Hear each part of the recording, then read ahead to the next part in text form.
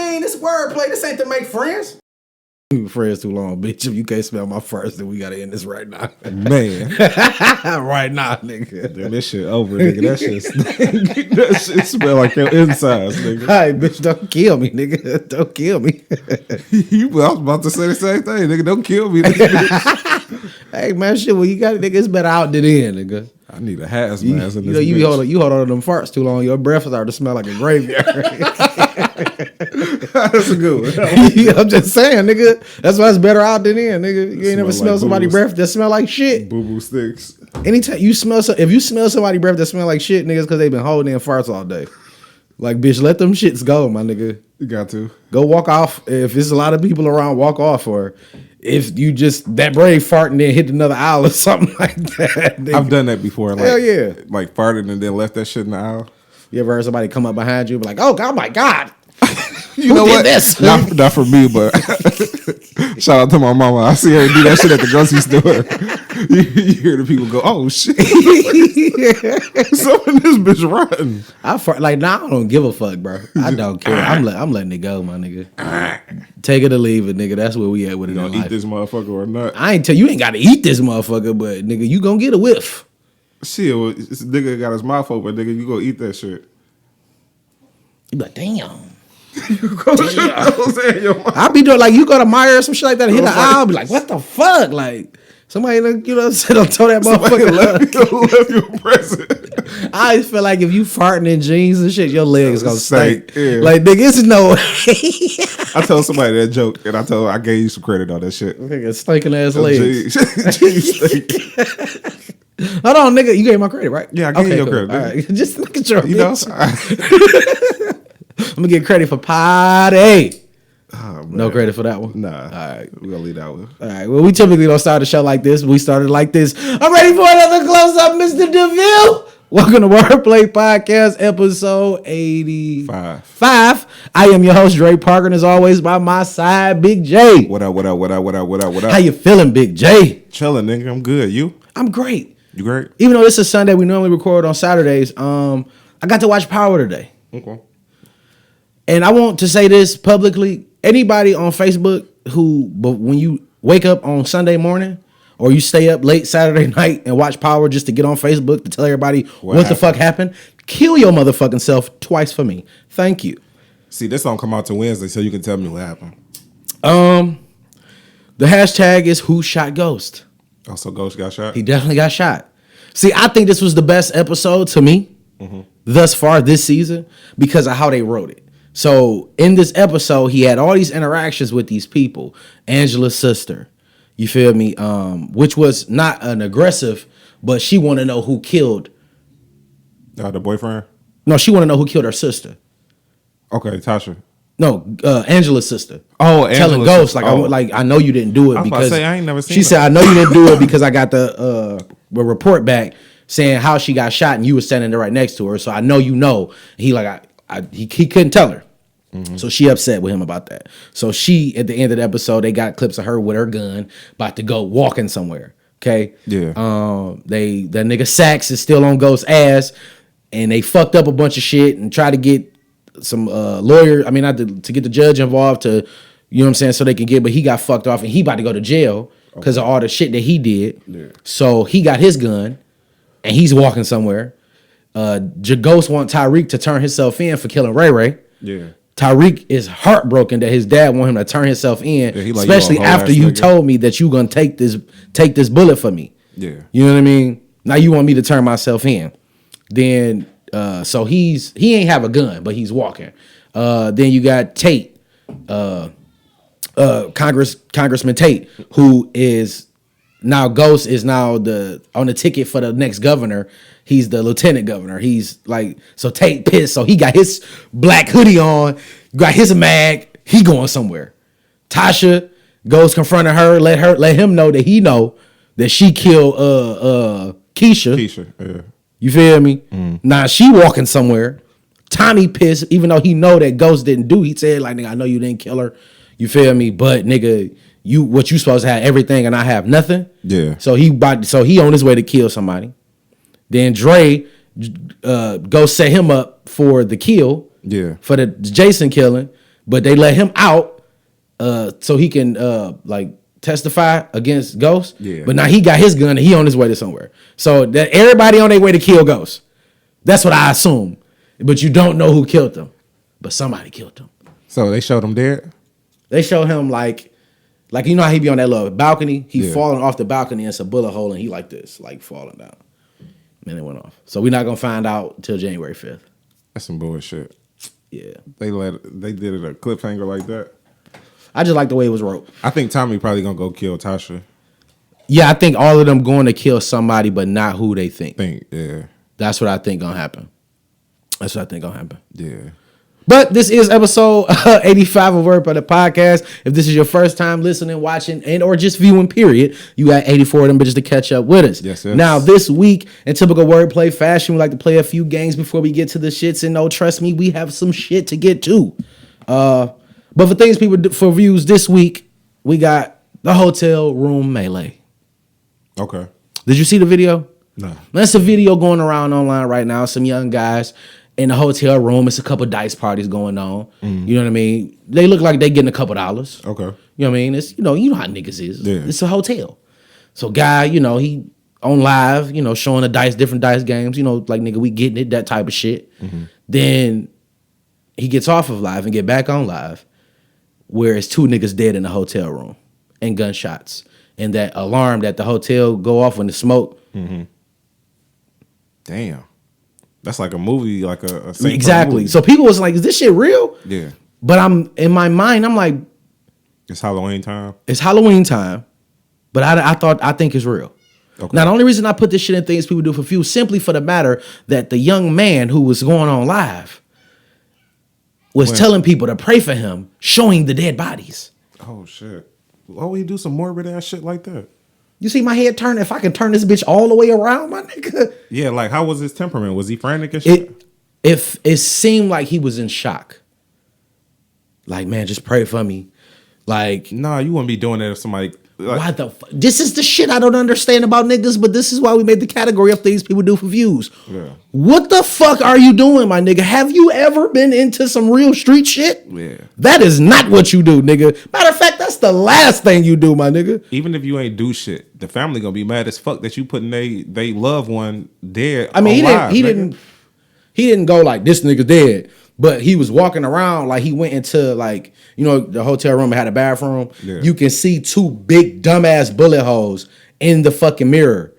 Like the glass is shattered and shit like that. Yeah. And all the niggas that was in there originally are gone. And as he like kind of like panning around the room, you see a nigga on the floor dead. Damn. Okay, I see what you're saying now. What will possess you, young nigga, to go on live? Yeah. So then I started thinking, I'm like, maybe he in shock. Then I was like, no, he can't be in shock going on live. I was about to say he had to go into the whatever app he was on, Facebook or whatever, but he had to go into that app, hit live, accept, you know what I'm saying? It's protocol you got to do as you going through that shit. If you frantic, you ain't going to be able to go through all that commands 100%. And shit. 100%. But his name on Instagram is selfmade_Sue. Okay. And I went to his Instagram, I'm like, bro, like it gotta be like trying to see what he do. I think he a rapper. Okay. But his page is private, so you can't really see shit. Yeah. I know he got a lot of followers. Okay. So so it's that little possibility that it's a movie, a video, or some shit like that. It's a smidgen of possibility. And too, like, I mean, the followers really don't mean nothing because they could have went and followed him after the fact. Yeah. You know what I'm saying? You know how niggas is nosy. Yeah. They want to go see what it is, so you got to add them. Yeah.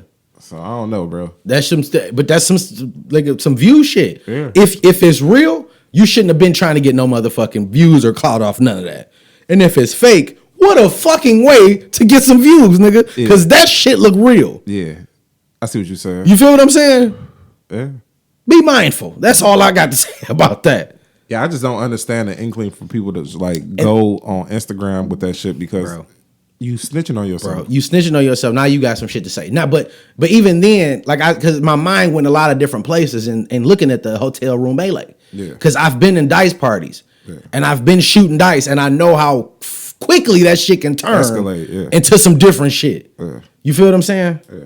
Like I know like that shit. So that's why I was like, this shit might be kind of real. You feel me? Because it's a lot of money involved. and it's multiple dice games going on. Yeah. You feel me? And a lot of niggas. And a lot of times, every nigga that be a part of that, you don't really know like that. Yeah. So you shooting against a nigga that you don't know. Whoever got some money gonna get in. You know what I mean? Yeah. And they was shooting on the bed, like which is weird to me, but I get it. Yeah, he's supposed to be up against the wall on the floor.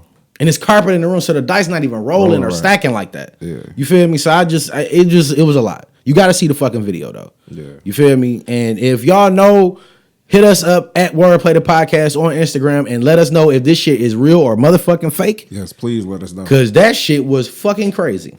Yeah, I gotta go look at that shit now. Man. Now, like I said, we going on typical wordplay fashion. Now we also like to play a game called One Gotta Go. And this One Gotta Go is pretty decent. And I really, every week I try to fuck Big J head up with something new. Now, in honor of that, it was just Halloween. Okay. I chose to do Halloween characters. Cause they do the little marathons of Michael Myers, Jason, and shit like that. Yeah. Now, one of these characters gotta go. Right? Okay. Now think about this shit really, really good and how your childhood was shaped. Right? Okay. You got Michael Myers. You got my nigga Fred Krueger, Chucky, or Jason Voorhees. One of these Halloween characters niggas gotta go. And that, in the very not essential to your scare. Going off the cuff, probably I would say Jason. And I say Jason because his story was the one that I was least interested in, like the backstory of it. Like him drowning at Crystal Lake and shit like that. And his mama killing all the counselors. Yeah. Like his story was cool. I think Michael Myers was a little bit more interesting than his, just because like the intricacy of like how he was crazy and like he was an actual person. Yeah. Instead of like this nigga was like a mutant. being. Yeah. At this point. And then Freddy and who the last one? Chucky. Freddy and Chucky is like staples, nigga. They ain't going nowhere. They ain't going nowhere, bro. Like as far as like Freddy, I'm still thinking about. I seen that so many Freddys this year, and I still do that costume, nigga. Okay, so I'm gonna go with Jason Voorhees as well. Yeah. But the only reason I'm going with Jason Voorhees is because it was between him and Mike Myers. Because of course, Freddy is a staple. Basically down there almost the same. They basically the same. Yeah. You feel me? But when I saw the last Michael Myers this year, the last movie that they made, it really gave me a different outlook on him as an individual. Yeah. And not that him being a person, just of the fact that he wanted to kill Lori so bad that he will not die until she's dead. Yeah. You feel me? And that made it. And so even when she locked the nigga in the basement and it blew the whole motherfucking house up, I don't believe this nigga's dead. Yeah. Because they connected. Because they're connected. Yeah. I like that word. Yeah. But yes. And Jason he just kill motherfuckers. Right. Like if you stop going to the lake, like real talk, he ain't got nobody to kill. He ain't coming past the goddamn tree line. I mean, but that's what I'm saying. They had like Jason in space, like Jason is Jason X. I like that one. You know what I'm saying? Because he beat them bitches in the sleeping bag. That shit was funny. That shit was. How you gonna beat one bitch with another bitch? That's what I'm clever. saying is it stopped being realistic at that point. Yeah, he got all big because it did. What I'm saying? After that, you go back to much. A normal nigga. Yeah, they you get what I'm saying? Because it was Freddy versus Jason after that. Yeah, they did too much. So it was like, come on now. They did too much. But what I do feel like they need to do with a lot of these movies, and I know they are doing like Chucky over. They already did it. I think it came out last year. I didn't like it. I see the backstory, right? Yeah. So Chucky the doll is a killer. Charles Lee Ray. It's Charles Lee Ray. I want to know more about Charles. Yeah. You feel me? I know he was a bank robber or whatever the fuck, but I want to know, was he as brutal? Or what made him go to that point where he was brutal like that? Yeah, because he just was like, I'm in this doll. I'm just about to kill niggas because I'm a doll. Like, you know what I mean? Like, that just, you know what I mean? No, I think he was on a run and he was into like looking up into the voodoo shit. Yeah, voodoo shit. So he was in the toy store running from the police and decided to put his spirit into the body. Yeah, so this was like, all right. I mean, that's a weird ass option to go to. You know what I'm saying? I would have tried to go on a roof or something and try to, right, nigga. Yeah. So it's just weird. But I want to see more. I want to see more about Charles. I want to see more about Freddy Krueger. And I also like Mike Myers, that story just more is, I like it. Yeah. More. So Jason Voorhees, you got to get the fuck out of here. Yeah. Don't come and kill me, my nigga. I don't want to hear none of that shit, nigga. That shit still scared the shit out of niggas. So out of all four of those, who's the scariest? It got to be Freddy.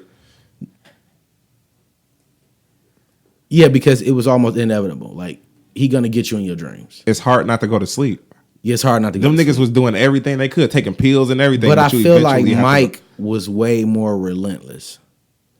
You know what I mean? Well, no. I'm gonna say Freddie, because Freddie gonna kill whoever. Kids, pretty much. In Elm Street, like in that vicinity, in that It town. didn't even have to be though. I'm gonna say Chucky. You know what? Fuck, I'm gonna say Chucky, because Chucky traveled. See, He killed wherever he go. I didn't like the fact with Chucky is that he was so, like, he was strong at sometimes and then times he wasn't. You get what I'm saying? We seeing this nigga like grab grown ass men and snatch them niggas up under beds and shit like that. But then when it comes to like moving dead bodies, like how he was with what is it, the Chucky with the girl? Yeah. Which one is that? Bride of Chucky. Bride of Chucky. Yeah, and that one, he was like, he couldn't even move a goddamn body out the trailer. So it's like, I didn't like the inconsistency of like, is this nigga strong or not? Because if he ain't strong, this nigga ain't fucking with me. I'm just gonna boot this motherfucker. Yeah, right. But if he's strong as shit, that brings a whole nother dynamic to it. Yeah. Because if he got grown man strength, then he might, this nigga can like pick up some skills and he'll fuck your ass up. I just burnt his ass. I don't know. Throw him in front. That's what I'm saying. I wasn't really scared of him as a kid. I was. Yeah. But as an adult, because you like, nigga, throw that nigga off the roof, nigga. Like, you know what I'm saying? Like, yeah. Come on now, nigga. Field goal, this nigga. But everybody else, nigga, you can't really do shit with kid or adult. Yeah, you're right about that. You definitely right about that, young Jay. You got a random this week? Nah, I ain't got no good one. Yes, you do. Yes, you do. We had a conversation the other day. You definitely got a good random. Nah, I'm good on that. Not that one? Nah. So you only want to... Nah, because they're a viewer. Oh, okay. I'm out. Nah. You ain't trying to take this pod to the next level. Yeah, I ain't trying to... Not on that. The nigga Jay don't want to take the pod to the next level. Yeah. So get that off my list. Yeah. It's there. Yeah, you know it's there, yeah, right? I knew it was going to be there, nigga. All right, so, okay, listen. So before we get to the shits, I want to talk about something a little good, right? Okay. So I got Apple Music now. So I'm like putting my playlist together and my R&B playlist. And I'm, I got a lot of, I got some Bobby Brown, I got some New Edition, Luther, all the shit. And I was like, if a nigga listen to my playlist, they can probably tell how old I am, right? Yeah. So, and it got me thinking about all these lists that's going on, the top 50 rappers, then it's rappers based off of where you at. I was like, damn, why I ain't never really seen a real top R&B list? I don't know if they did specifically R&B. I know they did singers. Nah, like I'm specifically saying the R&B category. I've heard You've heard whispers? I've heard people compile like the top 10, but I never seen it like put out as a whole list, like a top 50. Cause I'm listening like my shit, nigga. I'm nigga Tyrese, Donnell Jones, Carl Thomas. Like it's a lot of niggas. You know what I'm saying? Yeah. And not for nothing. In Avant, like I'm going through Avant shit. Like that nigga got some deep cuts on that motherfucker. Even Lloyd. On all his albums. Lloyd the same. But I feel like Lloyd is still in the 2000s. Like, you know what I mean? Like he's still a new. Avant is 2000. Yeah, but Lloyd, he had that, like he had a certain type of vibe. Where talking about he had a different bounce? Yeah, he had a different bounce. It was like a smidget right before Chris Brown. Like Chris Brown like is like all the way super like hip hop R&B mix. Okay. Whereas like I'm talking like true R&B niggas. Like when you cut this playlist on, nigga, you're fucking. I would put Lloyd in that category, Pretty Ricky and the New Age. But see, that's what like, because I feel like the production side of it is what really like makes it R&B. When it's that slow shit, like real slow jams, like nigga, not no. Like when you just said who the fuck Pretty Ricky. You just said Pretty Ricky. Like you listen to their first album, they had some slow shit on there. But the new shoes on the ride, like that shit wasn't really R&B. You know what I'm saying? But then now Grind on Me I was about to was. say they had super R&B. Yes, cuts, they had some deep cuts. Yeah. But they're a group too. So like just like hip hop niggas, like if you gonna do that, like you can't have the group niggas on here. Then you can't have Jodeci in there. You can't have Jodeci. You can have. You can't have neither one of them. Yeah, you can't have neither one of them. Because I know they was Jodeci, then Casey and JoJo, but they was still a group. You feel what I'm saying? But that's in my like playlist. But I was thinking, I'm like, damn, nigga. Aaron Hall. Aaron Hall, but wasn't he part of he wasn't solo, was he? He was solo because you remember he was doing like he was doing shit by himself. Okay, yeah. Towards the end, I think he did some shit with Tupac. Yeah. So like I said, I'm listening to that shit, and I just was like, damn, like Then I start thinking, my gears got the turners. Okay, can we do it? Should we do a panel or something like that? But then I start thinking like, okay, in this climate, R. Kelly, to me, would be number one. But would niggas really accept that? Like giving his current discretions? Like, I mean, really? I mean, like I said, like how I look at it, like you gotta separate the art from the man sometimes. With that shit, we have to. With that shit, you have to. If you're gonna do it, like because he set the shit off like for real. Yeah, you feel what I'm saying? You know, not compared to like the Luthers and shit like that, but in the newer age, like in '90s and 2000s. No, 2000s too, because Chocolate Factory album, like, it's set into the 2000s off, nigga. That was like the beginning of the next wave. Yeah. Even though he was doing it from a 90s standpoint. That's cool. That make him even higher on That's what I was saying. It's like, all right, my nigga, like, because you know how I feel about Kels. Yeah. I don't fuck with the shit that he did, but I still fuck with dog music. Yeah. Now, can we have this nigga in the category if we do a top 50 R&B? I think, if it's my opinion, yeah. And I feel like, but I can see where people wouldn't. But like, okay, so what? Because a lot of niggas did a lot of goofy shit, hip hop, R&B, rock and roll. You know what I'm saying? I mean, like, in the day and age we in, you realistically got to take them out. Yeah, I feel like niggas not gonna give them credit though. Yeah, they not. That's what I said. In the day and age we in, you got to take it out. Yeah, just for it to be valid. But in actuality, to be valid, you have to put them on. You got to put them on there. And maybe that's why nobody really like let me do a like R&B list. You feel me? Because a lot of the cold shit that we love, he penned. Yeah. You feel me? Even if it's not from him. Even if it's not from him, he's still involved. Yeah. You know what I'm saying? And how I wanted to play it is like, cause a lot of niggas that I listen to won't even like probably make that cut. Like The Dream is my favorite writer right now. Yeah, but he singing wise he wouldn't. No, because he's not like he doesn't have. He kind of do like the hip hop, that bridge between hip hop and R&B, and like So it's a lot of niggas. You know what I'm saying? But he got some deep cuts too, though. No, he do. He definitely do. He got some deep cuts. But my shit is just like you can tell a nigga age by the type of R&B he listens to. So who will be your top 5? My top 5 R&B niggas. Yeah. It'll be R. Kelly. You got you. And this is no general order. R. Kelly, Avant. I'm gonna say Tyrese because Tyrese got a lot of R&B. A lot of R&B, bro. Like he got some deep cuts. But it's a lot of niggas, bro. I know. I have to, bro, because nigga, if you go through my shit, bro, I got a lot of Tyrese on my shit. Okay. And this shouts out to Reese though. Like I fuck with him too. And he a nigga who still to this day try to hold on to that R&B shit. Cause he know, like, nigga, like the shit you listening to now ain't R&B, my nigga. I ain't gonna lie. I would take Tyrese out and put Tank. And see, that's the thing. Like, I wasn't really a fan of Tank. I am. I like the new album, nigga. I'm listening to that shit right now. Okay, so, all right. So, cause, what's my man name, dog? Dog, don't have me do this shit on the podcast. I had Anthony Hamilton in my shit too. I can't do Anthony Hamilton. I got to. He in my top 50 for sure, but he not in my top 5. It's not a lot of niggas who sound like him. And then I go off of straight love music. He do make straight love music, but like I said, Avant, R. Kelly, Tyrese, Luther got some shit too. Mm-hmm. Luther got some nice little cuts on that bitch that I had you like. Come on, bitch, let's rock and roll. Let's do something. That's 4, and I would probably have to say Joe. Would we say Raphael Sadiq would be a damn? But Raphael Sadiq was in a group. But then he had bigger success by himself. That's like Beyonce and Destiny Child. You get what I'm saying?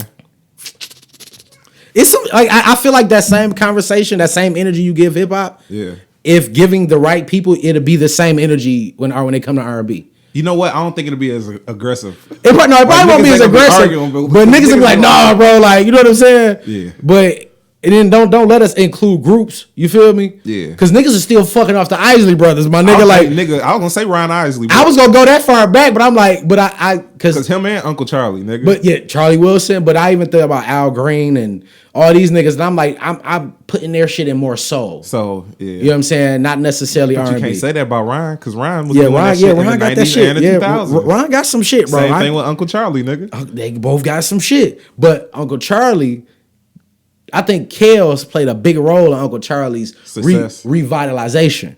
Okay, I see. Into the new. Yeah. You feel me? Same thing with Ron. Yeah.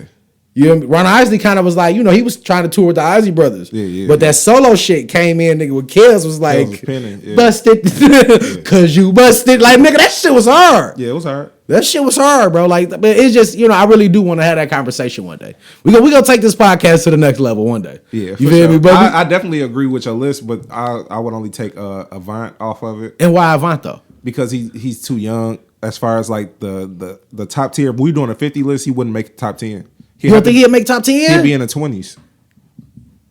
I have to see what your top 10 looking like. Like if anything, top 15.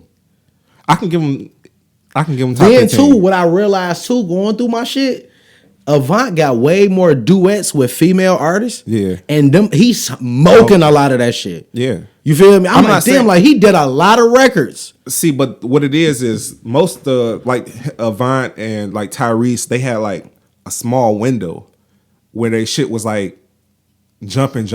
Like, what was the album where with Signs of Love making on it for Tyrese? I can't remember the name. I can't remember, but that album, that whole time period, that was him. That was his run. That was him.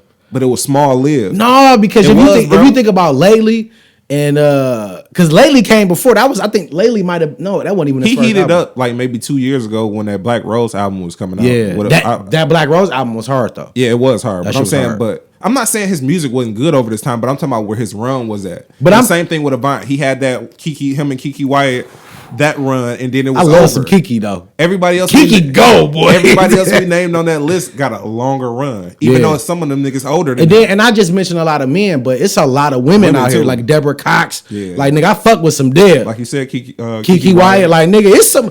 They got some shit. Yeah, even Kiki Palmer, nigga, can sing. Hell no. I mean, she can sing, but she ain't got no cuts. No, I ain't talking about you that. You feel me? But that's what I'm saying. Like, so, like, I feel like when it come to R&B and real true R&B, like, you got to make sure we got them cuts. What about Tina Marie? Would she be considered R&B?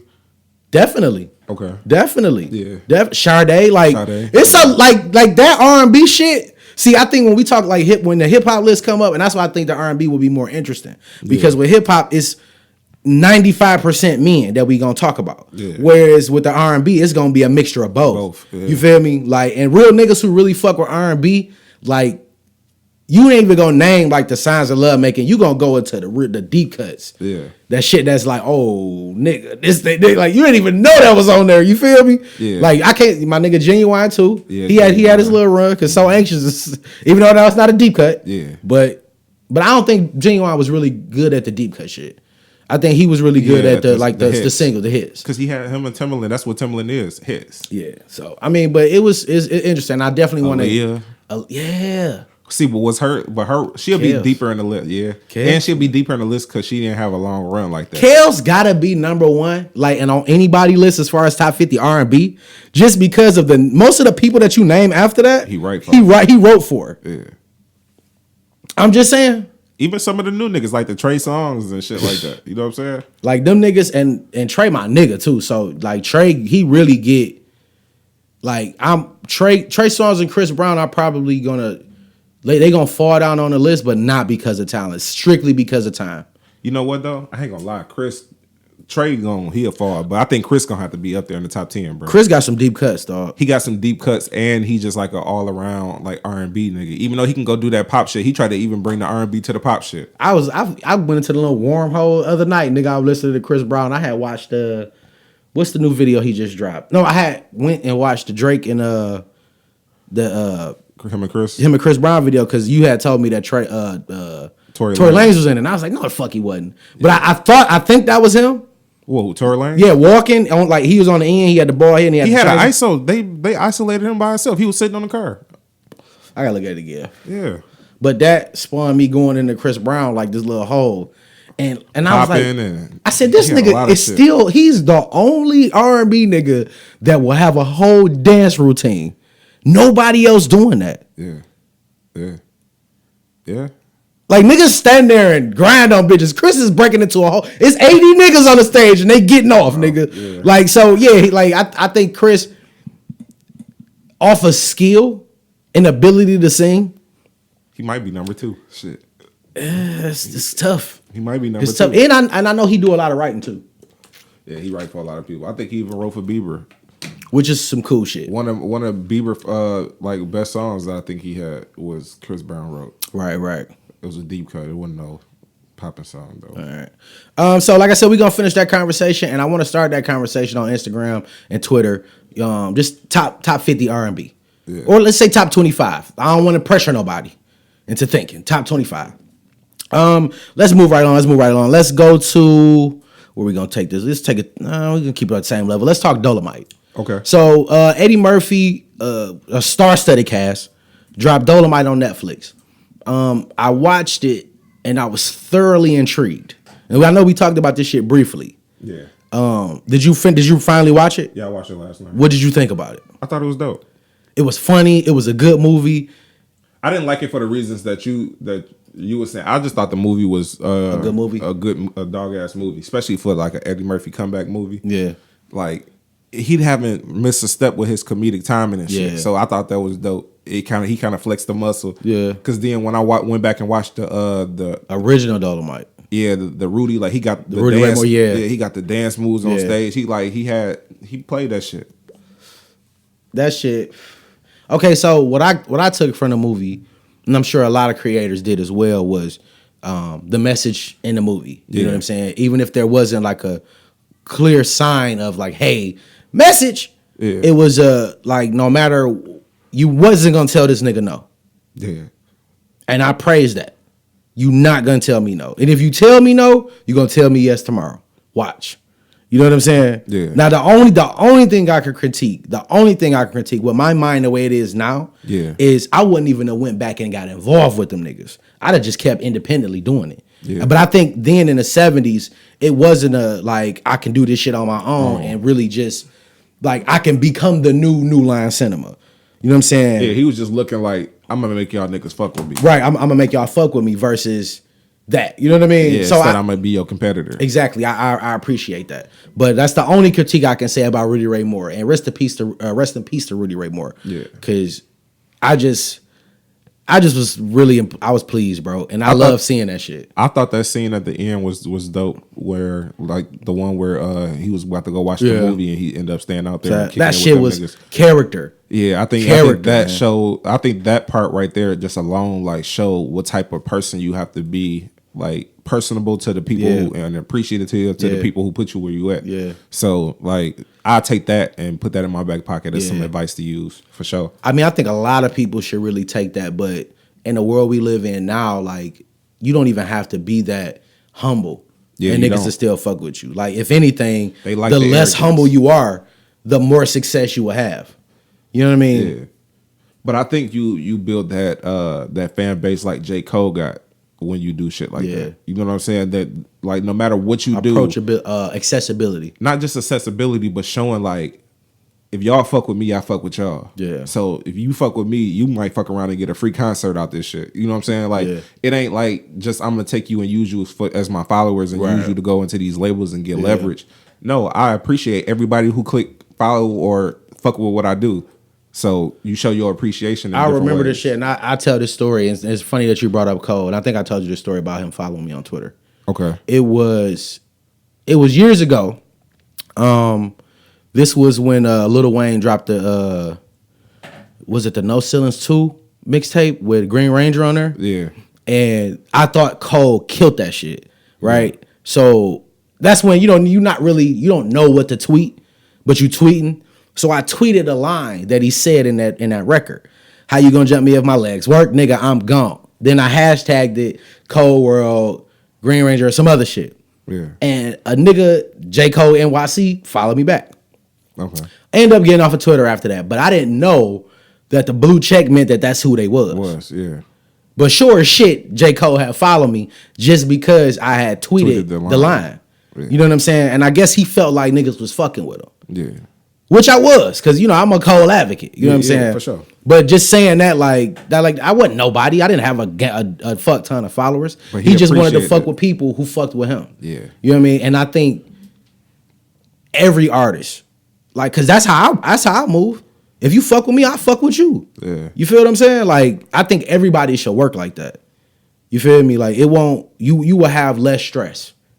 Yeah, because you only interacting with the people who fuck with you. You ain't really. But not even that. But you still got to be mindful of the people who don't. Not even that, but people who do want to fuck with you. Like even if you start to build some clout and you start to really get some residual money in. Yeah. Like it's still people that don't know who you are that's gonna come and they gonna be wanting to fuck with you. Yeah. But you fuck with them in a way where it's like I don't have to show up, but if you got some shit, I'll retweet it or I'll post it. You know what I'm saying? Showing that kind of love. I used to tell niggas all the time when niggas was like out here party promoting and shit.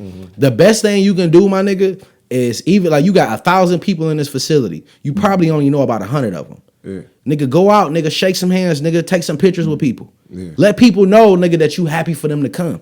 Yeah. You feel me? So them is the niggas that's gonna keep coming. You feel me? So if you make your room, and I know it's a lot of work, but if you touch 1,000 hands that night, every time you do something, you know you got 1,000 people that's gonna fuck with you. And if they don't come, they gonna repost it to get 2 other people to come. You or feel they me? Gonna bring a gang of niggas. Or they gonna bring a gang of niggas. Why? Because you fuck with them. Even if you don't, but you was personable. You was personable. Yeah. Period. You know what I'm saying? But rest in peace to Rudy Ray Moore. If y'all haven't seen Dolomite, please check that out. It's a good ass fucking movie. Yes, it's definitely a watch worth your time. Now, in light of that, I don't want to take a turn for the worse. I just want to have a moment of silence for John Witherspoon, who we lost last week.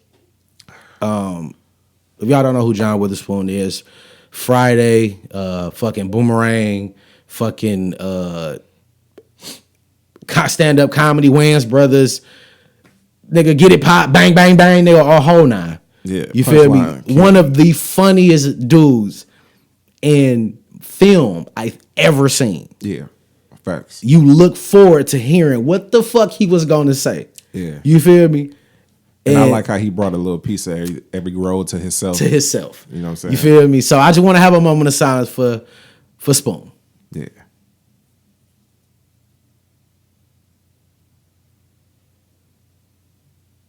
All right, let's get to it. Yes, sir.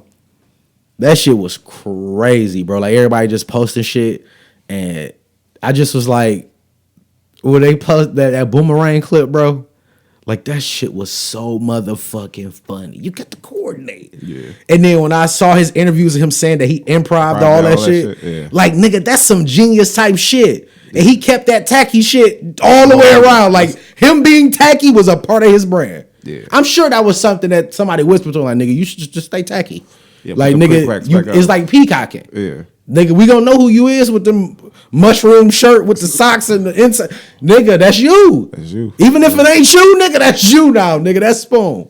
You feel me? Yeah. On top of John Witherspoon graduated from the high school I graduated from. Yeah. That's some dope ass shit. You know what I'm saying? Shout out to the Trailblazers. Yes, you know what I mean? I wonder was they Trailblazers back then.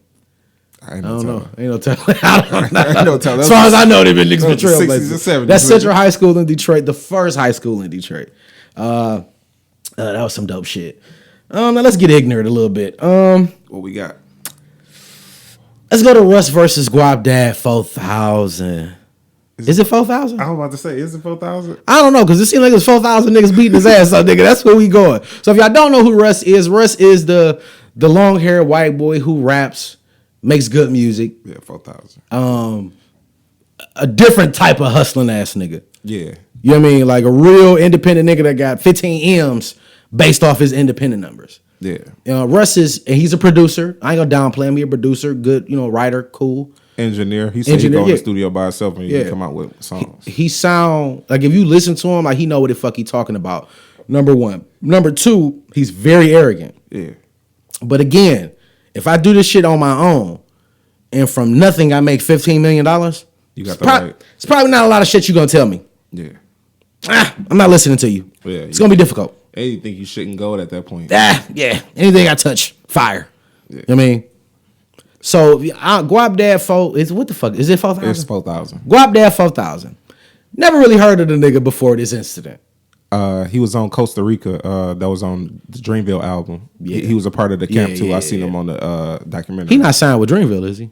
I don't think so, but I think he a West Coast artist though. He is a West Coast artist. Yeah. So, they got these little festivals, and if y'all don't really know, like the Rolling Louds and the Coachellas and shit like that, all these music festivals, it's a lot more. Mm-hmm. And like Russ and these particular indie artists, are really prone to these festivals. They're not really arena niggas, they festival niggas. Yeah. You know what I'm saying? And it's a whole nother bag. Yeah, because this particular festival, Russ headlined and Guap Dad was the opener. Now, Guap Dad set a line in his one of his songs about Russ. Yeah. Did you? Let me try to. I don't have the line, but I remember what it kind of pertained to. What did it pertain to? It kind of said like if you a hoe ass nigga, then we call it Russ. Like that type of shit. But he ain't say that. Yeah, he ain't say hoe ass nigga. He was barring. He was going. Yeah, he finessed it. He was going. But Russ saw the disrespect. Yeah, well, that's how he interpreted it. Guap Dad say he didn't mean that line like that, but I don't. Right. Okay. So boom. Yeah. But not okay. But okay. So y'all got the backstory. The nigga said a line about him. Russ pressed him at the trailer, and he got jumped. Yeah. He got jumped. I seen people arguing about if it was getting jumped or not, but we can talk about that. Right. But Russ fired on him, right? Yeah. Now I watched the video. I didn't really see Russ fire, but he smacked him. He ain't punched him. Right. Okay. So before we get into the full discussion, I just want to say I applaud any nigga who, if you got a problem with a motherfucker and you in the vicinity, you approach. Yeah. That's some man-to-man shit. Mm-hmm. That's some real man shit. Yeah. I'm gonna approach. I got an issue, nigga. What's up? Like, nigga, that sound disrespectful to me. Yeah. Now, this is not the first time Russ has been in an incident where somebody said some goofy shit and the nigga got pressed. Yeah. So let's just say Russ is one of them individuals like the baby. Yeah. Who's gonna address the issue. And he's not gonna go and do a song about it. He's not gonna go on live about it. He's gonna bump into you when I catch you in traffic. Love it. Yeah. You like that energy? I like the energy. Yeah. That's my type of shit. Yeah. You know what I mean? Mm-hmm. So, y'all gotta see the video though. I wish we had the fucking clip. But do you feel like Guap Dad got jumped? So in the video, Russ slapped him, and then it was a bunch of feet and hands. Yeah, he slapped him, and then the security guard that was right behind him grabbed him and pulled him back. Yeah. And then got to work, and all the rest of the niggas like piled in, and he took off running. Yeah. So his niggas was still fighting some of them niggas, but then some of them took off with him. So he ended up getting cornered by a gate and getting feet and hands put on him. Feet and hands. Yeah, by about like 4 or 5 niggas. He got jumped. Yeah, he got jumped. Even if the first initial hit was a solo hit, yeah, the moment everybody else gets involved, yeah, you got jumped. Yeah. Period. Yeah, because they were saying his niggas was around too, so it's not really a jumping. It's a jumping. He just didn't have as many niggas as Russ did. It's still a fucking jumping if when feet and hands are issued, it's issued on a lopsided type of thing. Yeah. I mean, I like when you were saying about like how you respect it and shit like that, I respect that too. But if you want to have a conversation with me and you walk up to me and be like, yeah, let's have a conversation. And then I turn to put my shit down and I come back up to a smack. You know what I'm saying? Like, you wasn't trying to have no conversation. Why you just didn't come over and as soon as I seen you eye to eye, we could have just got it popping. Maybe if I felt like you putting your shit down was a declaration of you about to get these, you about to throw them, realistically. But that's a scary nigga. No. If you looking at him, you cannot move. Let's have a conversation. And I get to doing it. You said, okay, I'm smoking.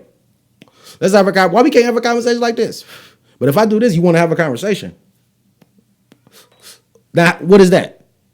What you mean? What I just did. I just said we can have a conversation while I'm smoking, right? I don't want to be. Look, if you standing in front of me, I'm not about to be sitting down. Just if we about to have a conversation or whatever, I'm gonna stand up regardless. Right. So if I got a cup in my hand and my phone, I sit the shit down. Come on, let's go talk, nigga. Nah. You setting that down is a declaration of you're ready to throw hands to me. Yeah, but then let's throw hands then. If this so right, just what I'm saying. But look though, you in a position where my niggas is not close enough in the vicinity. You got me pinned down right here.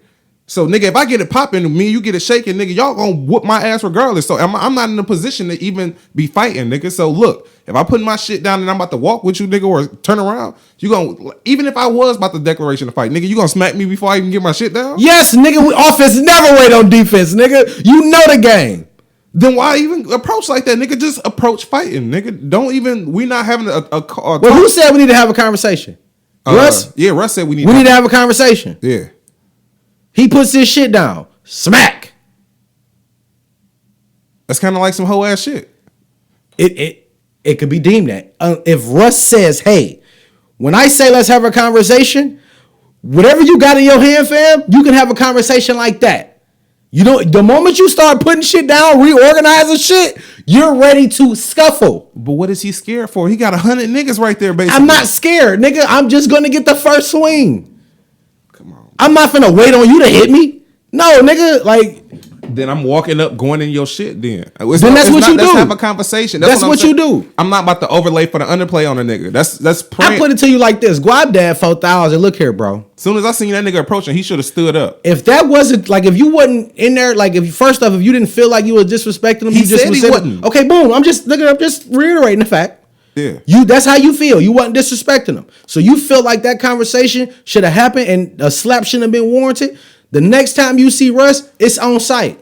Now, for those who don't know what on site mean, it means it's no talking. When I see you, wherever I see you, whatever time I see you, I'm going in your shit. On site. Did you see the video that Guap Dad did after the fight? Yes, trying to explain what happened. No, but they gave context to what I was saying. He didn't want to. He wasn't intending to fight.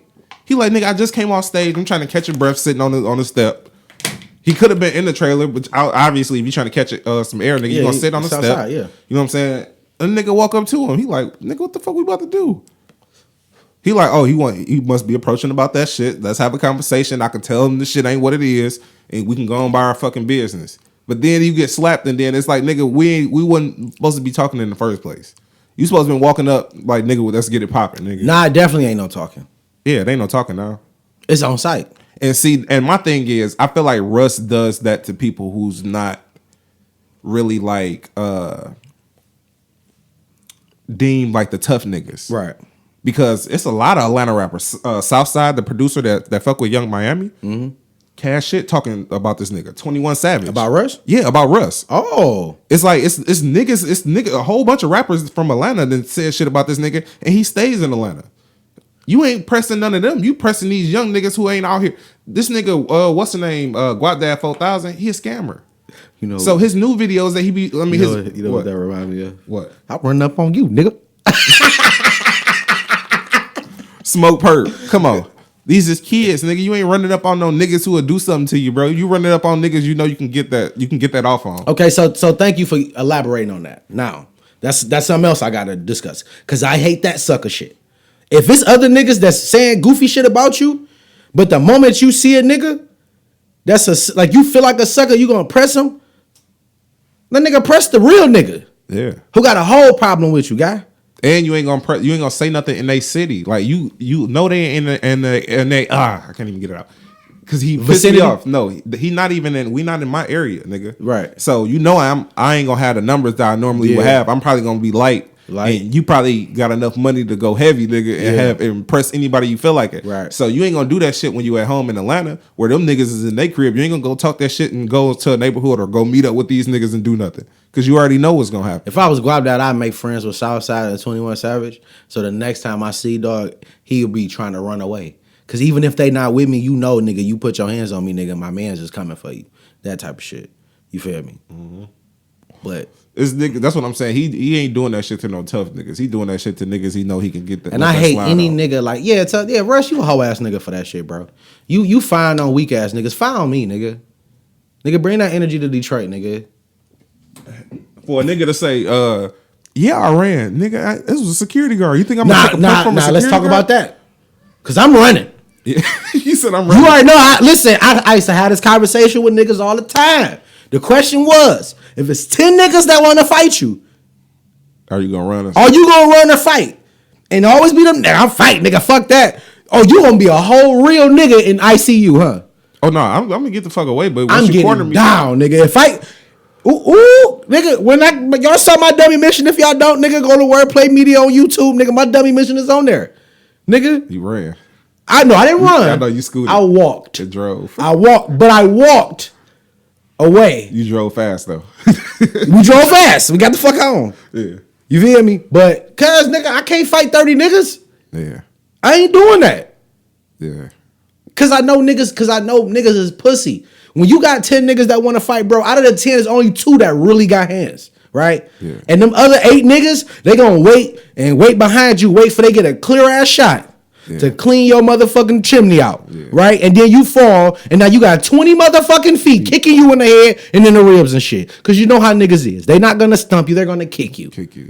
Hard. And I got fucking brain bleeds and some goofy shit. Nigga, no.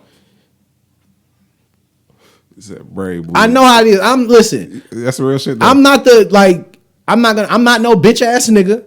You feel me? At all. By a long shot. I just weigh my options and I know what I can handle. Yeah. You feel me? If it's 3 niggas, I might get down. If it's 5, nah, bro, I'm out. I'm getting loose. I'm getting loose, my nigga. I'm out, bro. I'm not shaking with 5 niggas, bro. I can't. I got 2 hands to 10. Nah, I can't see with that the numbers. I'm gonna have to just take that ass whipping. I'm gonna try to run with 5. You ain't really gonna get too far, nigga. I got some wheels on me, nigga. Don't let the size fool you. I'm gonna get off, nigga. If they approach and they tap you up a little bit and you manage to sneak away a little bit. Slip out, I'm leaving. But I'm saying that's 5 feet, nigga. All it's gonna take for one nigga to trip you, a nigga to throw something, and then when you fall, nigga, they tearing your ass up, especially because you made a run. Listen, nigga, jump me, nigga. You better just take that. You better go in a fetal position or something, nigga. I'm coming back and killing everybody, nigga. My whole goal is to get one. So if I knock this nigga off his motherfucking feet, bro, and then I take one after that, I'll be happy with myself. And I'm not. I said kill people, but I'm talking about nigga. I'm going to squat up, my nigga, and nigga, we gonna get down. Yeah. Because realistically, if like I said, and I said on my dummy mission, you only really be into it with one nigga. Yeah. He just pussy, so he gonna call his people. Yeah. You feel me? So because I know he pussy, I know like nigga, he ain't really about that life. So I'm gonna catch him and I'm gonna beat the dog shit out of him. I'm talking and Guap that ain't had no marks on his face. I'm just talking marks on your face. And that's what I'm saying too. Is that really like yes. I'm not saying no, it's a jumping, but what I'm saying is like it ain't really do shit. You just scared the nigga, basically. I seen some shit online the other day where a nigga got beat up. I had to cut that shit off. Yeah. I was like, man, they beat the shit out of that nigga. He was bleeding, eye coming out his socket and shit like that. Like, that's niggas what I'm was saying. missing. If you really want to hurt somebody, you ain't make no impression. But that's what happened when you get jumped. There's too many niggas. When it's one nigga, bro, everybody can't really get in like they want to. Mm-hmm. Y'all got to take turns and go one-on-one. Y'all holding each other's shoulders, trying to kick this nigga. Yeah, like, you know what I mean? So it's just, so they be missing and shit like that. But we beat this nigga. No, you didn't, nigga. You ain't beat shit, nigga. He failed. Yeah. Y'all kicked him. But Russ, you a suck ass nigga for that shit, bro. Y'all could have really talked that shit out, but you decided to swing on dog. Like, nigga, you pussy, because every nigga that really got beef with you, that's a real nigga, you choose not to say nothing. But you press a young nigga, I got a problem with that. And if you just so happen to run across this clip and you feel like you want the same smoke, nigga, then I'm in Detroit, nigga. Or we can fly out to be wherever you at, my nigga. We gonna catch you at one of them festivals, nigga, you pussy. That's some pussy ass shit. But I don't know, like, you don't, nigga, I'm knifing niggas. You had to check my resume. I'm knifing niggas. I'm glad you said it and I didn't, nigga, because I was about to say, I ain't about to be tussling with them big ass niggas. Them niggas gonna get poked fucking around. Boy, nigga. Run up, get done up, nigga. You better watch these past episodes, nigga. I keep something on me that, a nigga real quick. Man, I'm telling you. I'll cut him open like a deer, nigga. You better stop playing. Man, boy. All right, let's get to Cuba Gooding Jr. Fucking with all these 15. Bad segue, but we gonna go with it. I just wanted to make it funny. I just wanted to make it funny. I know. I see what you doing. That nigga Cuba nasty. So you believe it? I don't know the allegations like specifically, but it came under. I guess he got charged for some, like for actual charge, sexual misconduct. Yeah, and so he pled not guilty, and then those women came up. We don't have to get it. Y'all know Cuba. That nigga nasty, bro. That's just what he nasty, bro. Like, at some point, bro, like, that nigga nasty, bro. Like, I'm not even about to put myself in that situation to get accused of say I'm not touching a bitch no more. Damn. I'm giving her 3 feet, nigga. Arm's length, ho. NDA. Arm's length. Slide that NDA. Yeah, what's up? I ain't sliding her shit. You like, fuck that. Nigga, they could get misconstrued that as sexual misconduct. He wanted me to sign something and suck my pussy. Like, what? Like, nigga, this is just the world we live in, bro. World we live in, bro. Just text bitches. Like, that's it. Like, you can't even text. Nigga, text messages is the first way they gonna get you. Yeah, but text messaging is like, I ain't touched the bitch. I like what you working with. I'm trying to fuck. Nigga, is that bad to ask a bitch to fuck? Yeah. I ain't asking her. I ain't gonna offer her no cheese. See, what my thing is, I don't think that's a problem. Mm-hmm. I think if you pursue it after that, you get the answer, and if she say no, and you be like, I'm still gonna be adamant and fucking with her, that's harassment at that time. Right. If she say, I mean, like, you can shoot your shot, nigga. Man, fuck all that. She can do Kimbe that motherfucker or alley oop it. I don't know, bro. I ain't like that nigga Cuba Gooding Jr. You nasty nigga, and I liked you in Shadow Boxer, my nigga, and the goddamn movie with the dogs, but you nasty. Snow Dogs, you nasty, my nigga. Like we can't even enjoy your films no more. Niggas gotta understand, man. That nigga's a nasty nigga, dog. Yeah. Like, why you keep putting yourself in that situation? 1, all right. 2, I get it. But 15 times? But 15, my nigga. And you but that's us assuming it's true. You love to play some damn devil's advocate, man. Listen, I'm not in the business of going against motherfuckers at the moment. At the moment, bro. I'm saying you want to take this podcast to another level. Man, listen here, man. I don't understand, like, I mean, I get it, but I feel like I don't. Because I don't have that celebrity big-headedness. Yeah. Like, bitch, you know you want me. Bitch, you, what? Like, bitch, you know what I'm saying? Like, I feel like that's how niggas really be giving it up, though. You want to know something funny, though, about this situation? A lot of niggas I normally, like, kind of, like, think maybe it might be, like, overlay for the underplay setup. Right. But he ain't even, like, popping or nothing. So for him to get all this slew, like, he's not even that big of a celebrity to do that to. I mean, he's a Z-list nigga now. You know what I'm saying? He was never a A-list nigga. He came to C close, like maybe C or D. So at that point, like, it might be some validity in that shit just because he ain't even had an access. He was just a perv like that. You know what I'm saying? But okay, my thing is, if you a perv like that, then you would have been a perv all your life. So where is the women coming in the beginning? Like, yeah, that nigga really be on some sucker shit like that. When we was in high school, that nigga tried to finger me in Algebra 1. Like, you know what I'm saying? Like, where's those? I don't know. Like, so I mean, this could be a part of that. That's what I'm saying. So that shit had to come from when you got that celebrity and you was hot. Let's say C-list, nigga. Yeah. You was recognizable. Yeah. You was probably getting it. You know what I'm saying? Or you was imposing yourself on girls. I don't know, bro. I mean, to get a sexual assault, you had to impose in some way. Man, these niggas be trifling. Yeah. That's what I'm just saying, bro. Just fellas, just stay away. Like, nigga, get you somebody that love you for you, settle down, have a couple kids, nigga, and leave these dirty bitches alone. Moment you turn your back, call the police. Me too, goddammit. The moment you turn your back, nigga, I'm telling you. Yeah. That shit fucked up. It's bad out here. It's so bad, like, so I was listening to Lisa Ray, right? Yeah. Like, this is why the celebrity shit be like kind of weird. Mm-hmm. Right? So if y'all didn't know, Lisa Ray was on Wendy Williams. Yeah. And she was openly discussing her the end of her marriage and basically saying that Dwayne Martin, who used to be her co-star on the show All of Us, or Dwayne Martin, who used to be married to Tisha Campbell, who was on Martin, y'all know, right?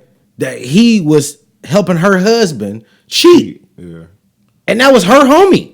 Mm-hmm. Like, bitch, you my friend, nigga. I brought you over here to hang with us, and you gonna take my nigga and go cheat. That is some hoe ass shit. That's some hoe ass shit. Yeah, but most niggas don't say it like that just because it's niggas. And you know what I'm saying? It ain't looked upon. But you know what I equate that to? What? When you get a girl and she got thought ass friends. Yeah. No. All them bitches are birds. They got to get the fuck on. Yeah. You feel me? Because you already know. Because them your girls. So they going to play wingman. Yeah. You feel me? You going to put my bitch in a situation that she don't need to be in. Yeah. You feel me? Because even if nothing happens, I have a problem with that. And see, that's the what make it most fucked up is that he had a relationship with her first. And it was so, like, it was years, like, before she even introduced her husband to him. So it's like, that was really, really your homie. Yeah. And this nigga just started going, it's some hoe ass shit.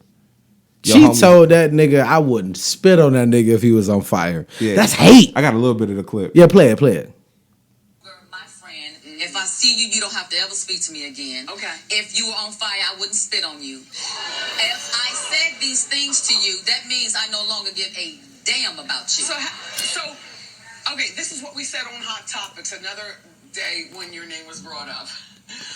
Wait, well, let me say this. I know that he cannot break up my marriage. No one can do that because you're only responsible, you and your husband. Correct. You know what I mean? Correct. So I want to clear that. Correct. I'm not that foolish. Correct. At all. But there's a code of conduct that you must have when you're in a relationship. Correct. And he broke that. Was he with Nicole Murphy? Was who with Nicole Murphy? Michael? Yes. Yes. Well, she was here and she denied that. I know she did. She did a play on words with that. She said, I did not break up Lisa Ray's marriage. I wouldn't give her that much credit to say that she broke up. And then you... Because my thing is this. When you... See, that's a lot. But to reiterate the fact, that's just... It's a bro code. That's what she was talking about, that code. Yeah. Like, and even though, like, she a girl and he was a dude, it's still a bro code there. Yeah. Like, nigga, like, don't cross that line. Yeah. I have a whole problem with that. Yeah, I mean, it's some whole... See, I can see if she want to cheat on her husband and he cheating on Tisha and they looking out for each other. That's perfectly fine. Yeah, that's friendship. It's not good, but it's fine. Yeah. You feel me? That's your friendship. That's how y'all getting down. That's how y'all giving it up. But you breaking up your friend's home. But you going around your home like, nigga, no. Yeah, you supposed to be looking out for her, making sure. That's like me and A getting real tight, and I'm hanging out with A, and I got A in a nigga face. Like, nigga, what you mean, nigga? That's some goofy shit. Yeah, that's exactly how that shit would be. You know that's exactly some goofy ass shit. That's some goofy shit. Yeah, and I deserve hands and feet. Yeah. You feel me? Period. Like, I know it's coming. You know what I'm saying? Yeah, toes and palms, nigga. That's the name of this episode, nigga. Toes and palms, nigga. Nigga J, dog. Oh, man. But this shit was crazy. And this is, it's been a lot of like that little messy shit going on, like the shit with Lil Fizz and April. Yeah. Now, a lot of people been talking about this shit. Like, and I think I'm segueing really, really good. Yeah, that was good. So, y'all familiar with Lil Fizz? Lil Fizz, B2K, April Jones?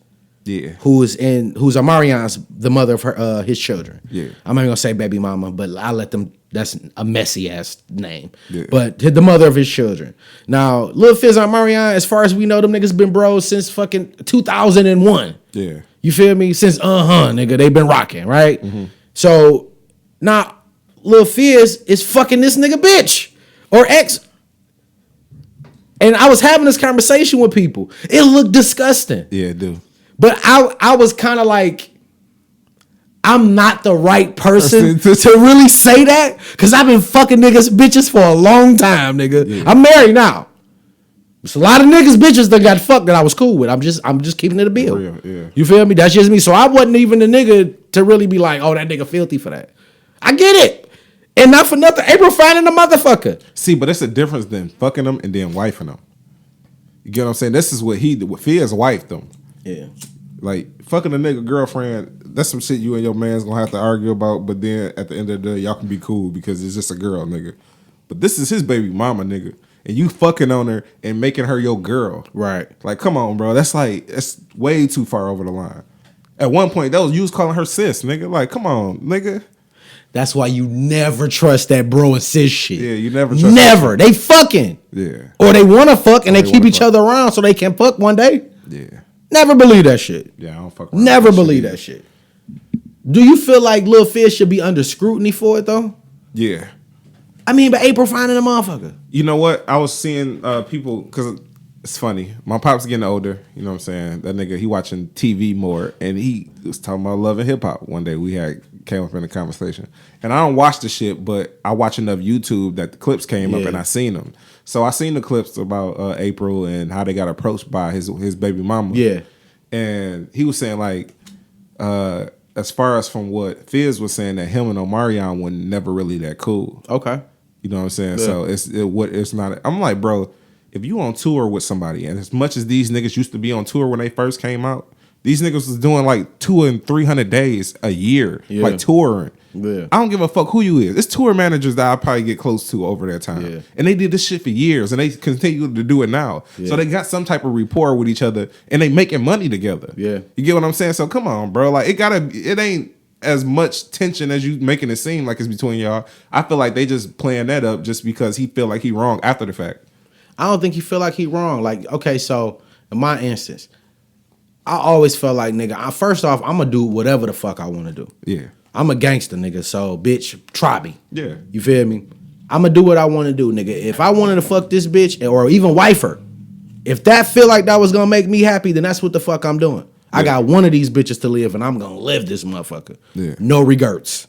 Yeah. You dig what I'm saying? So if that's his, like, that should have been his response. I think a lot of people would have been like, okay, you stern on it. But I think the reason why it looked bad is because they were sneaking and lying about the shit. Don't lie about the shit, my nigga. Like, unless they're telling you on Love and Hip Hop to lie about it to play up for a storyline. But even then, you a grown ass man, bro. You supposed to have your morals and be like, no, I'm not doing that. I fuck with this nigga. I'm gonna have a conversation with him, and we gonna have everything straight. If I felt like that, he was sneaking just because he was scared on his own. He ain't want nobody to know what the fuck was going on and how much of a whole ass nigga. I got one. Okay. But if he felt like, if this nigga was like, if he knew what he was doing was right, he wouldn't feel no way about it. Right. He wouldn't have to sneak because there's nothing to sneak about if you ain't doing shit wrong. But the only time you sneak is when you know the perception of the shit, or you guilty about how you feel about the shit after the fact. You know what I'm saying? You might not want to go back and take what you did back, but you feel guilty because that was your man's in some capacity. You know what I'm saying? And you feel guilty like, damn, it's kind of might be a relationship that never be repaired after this shit. Right. Especially if I like this bitch and I'm gonna be married to her and shit. Nigga, it's gonna be tension because now I have to see them with the kids. You get what I'm saying? So it's like you're gonna have to have this situation or have a conversation with the nigga eventually if you fucking around with her for good. Or thinking about fucking with her long term, period. Cause she finding a motherfucker. I'm gonna keep stressing that. That's what I'm saying. I'm like, not, she the type of chick that you'll be like, damn. And let's be real, a nigga gonna bring his girl around, and the fact that your homies is attracted to her is not a bad thing. Yeah. That's letting you know that nigga, you got one. Yeah. You feel me? Mm-hmm. Number one. Number two, she a different kind of fine. Yeah. She like super fine. Yeah. She like, nigga, bitch, you can't go out tonight. What you? She like, what the fuck you got on? Yeah, like one clip clip I seen, he had her, nigga, she had on some stretch pants, nigga. That's ridiculous. Nigga, they was so tight, nigga. It looked like they was see through in the back, bro. I'm like, this nigga like that, nigga. Like that. I don't know. Like, it's just like I said, Fizz. The bad part about it, bro, is that you lied about it and you was messy about it. Yeah. The best thing you could have did is stood on that shit. Like, nigga, yes, I like her. She like me. We fucking around. Yes, that's my nigga old thing. But, nigga, it is what it is. Yeah. If he wanted to throw hands and feet, or in your case, like you said, toes and palms, nigga, then we gonna get it. We ain't heard Omarion say shit about nothing. He probably, all we know, he might not even give a fuck for real. Cause he left her. It ain't a thing where it was like she left him and shit. He stopped dealing with her because he said she was crazy. So he probably like, nigga, you about to see what nigga you thought you in the honeymoon stages. First off, I used to say that shit too, like, nigga, these bitches crazy. All of them crazy, my nigga. Yeah. Every last woman on this earth is crazy. Yeah. And I'm not crazy trying to be dismissive. Yeah. I'm saying crazy is like, don't no woman on this planet really know what she want. So let me pose this question to you since you said that. Is it far-fetched of me to think that she's doing this purely just to get back out on Marion because she know that it like tap one of his strings at the point where, especially if a nigga don't want to deal with you and you go fuck with his friend? Yeah, but if your objective is to piss him off, agitate him to get him back, that's not to get him back, but just to show him something, like irritate him or make him uncomfortable. Like, no, because that doesn't. I don't know her personally, so I don't know if she's one of them type of, you know what I'm saying, like devious. She seemed like she is devious. Yeah, she seemed like she devious because she talked shit about him like he was a bad person, and then people were saying he wasn't a bad nigga. It was just she was tripping because she wanted to be with him. I think all women are fucking like really say some goofy shit. But I'm talking about as far as to go far enough to fuck his homeboy. Yeah, you know what I'm saying? If you want somebody bad enough and they don't want you. Yeah, but they got girls and shit coming around and you ain't got nobody, and you know you bring a regular nigga around, he ain't gonna give a fuck. You have to do something grand to get this nigga attention. Unless they been around each other, like you said, and he been around her and they developed a relationship. You feel me? That has happened a lot of times with niggas on earth. You cool with your man's girl. That's your man's girl. Y'all develop a relationship on y'all own. Realize that y'all got a lot of shit in common.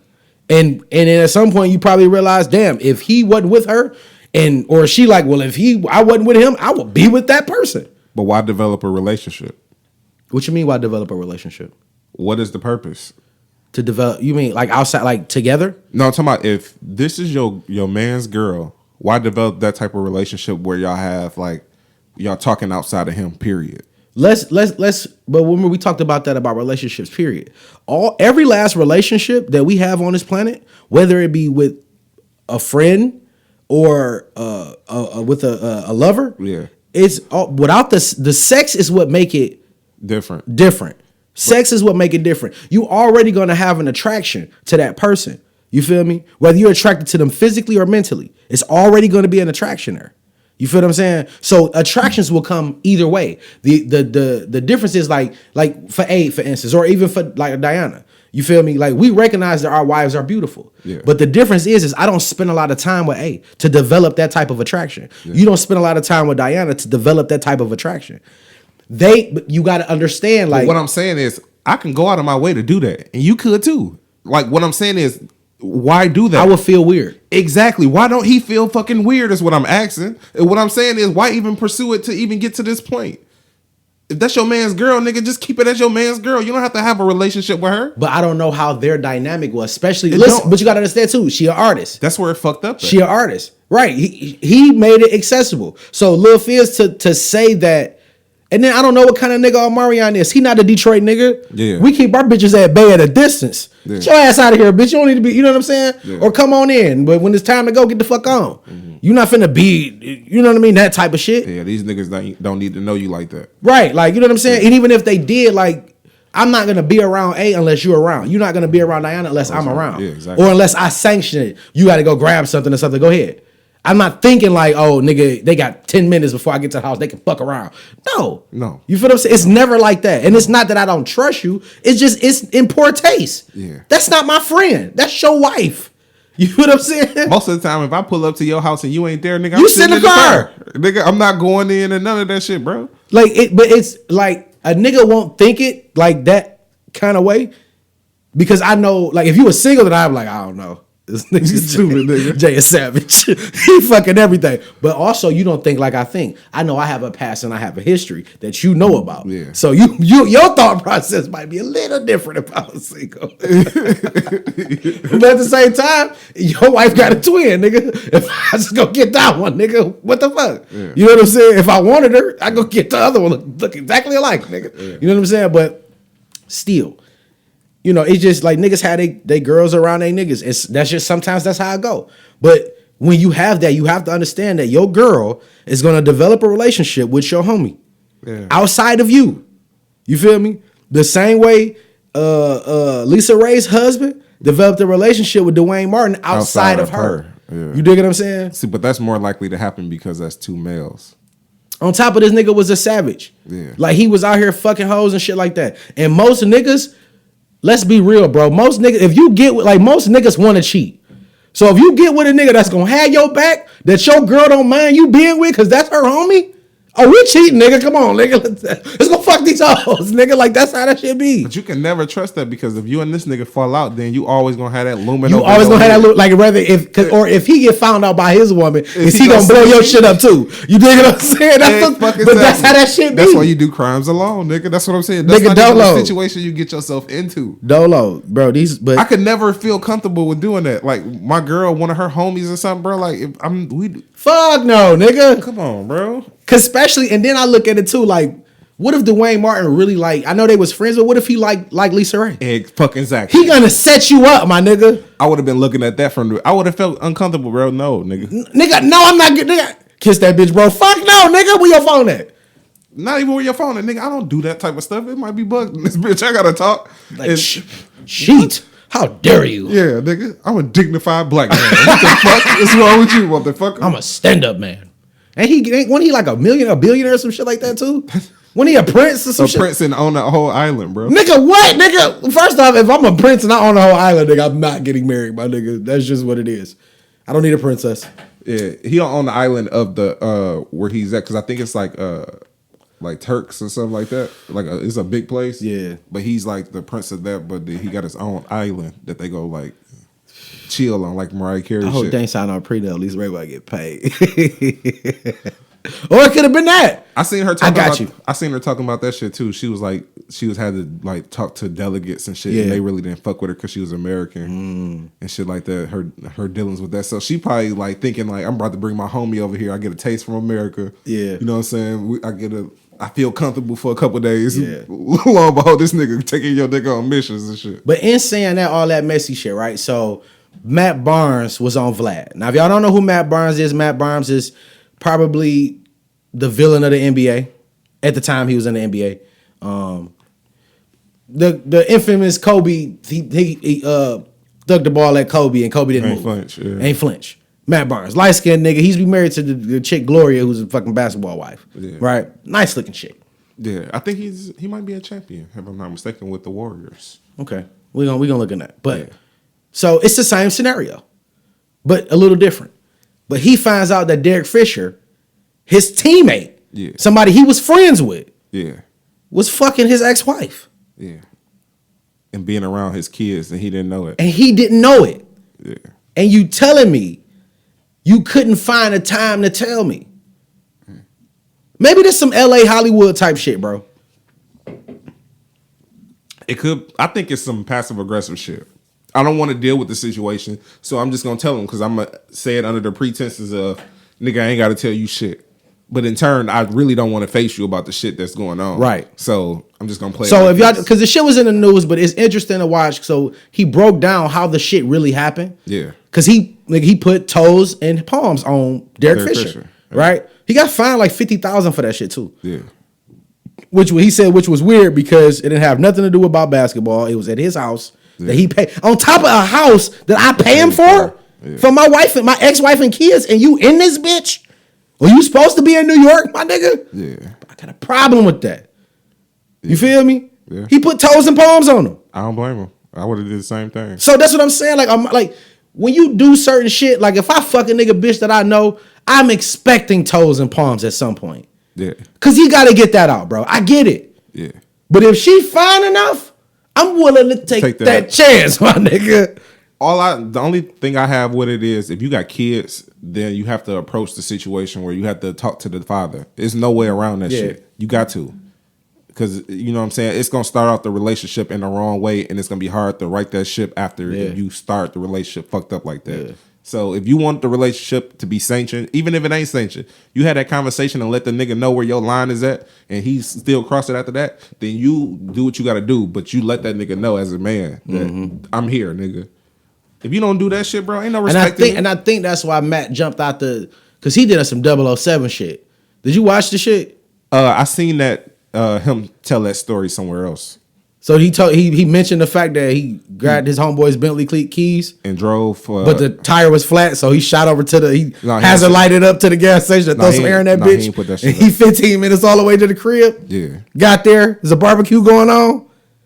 Goddamn front door lock. He ain't got the key no more. They in the backyard. He said he smelled the grill. Yeah.